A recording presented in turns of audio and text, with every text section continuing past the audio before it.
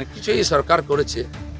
এই যে বিশ্ব বাংলার লোগো গোল গোল ঘুরছে, ঘুরতে ঘুরতে পশ্চিমবাংলা 15 বছর এখানেই ঘুরতে থাকলো, এগোতেই পারলো না। এই ধরনের ননসেন্স মার্কা কিছু সিম্বল, বাঙালির মেধার অপমান এটা। হঠাৎ একজনের মনে হলো রাত্রেবেলা শুতে যাওয়ার সময়, এই এটা করে দিস, ফোন করে বললো, হয়ে গেল। কী মানে হয়ে গেলো? তারপরে দেখুন এই যে মেট্রো স্টেশনগুলোর নামকরণ হলো, আপনি একজন মহাপুরুষদের সম্মান দেওয়ার অনেক রাস্তা আছে। ওই এর সামনে একটা স্ট্যাচু বানিয়ে দিন, তাকে দেখে চিনবে, নাহলে লোক জানবে না কোন লোকটাকে।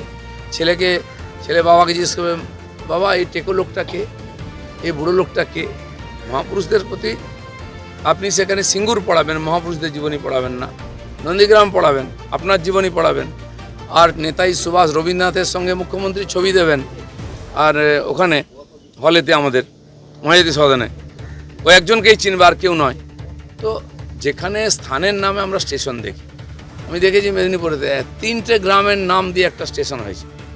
তো এটা তো বড় হয়েছে নাম, কিন্তু লোকে জানবে এই 3টে গ্রামে যাওয়া যায় এখানে নেমে।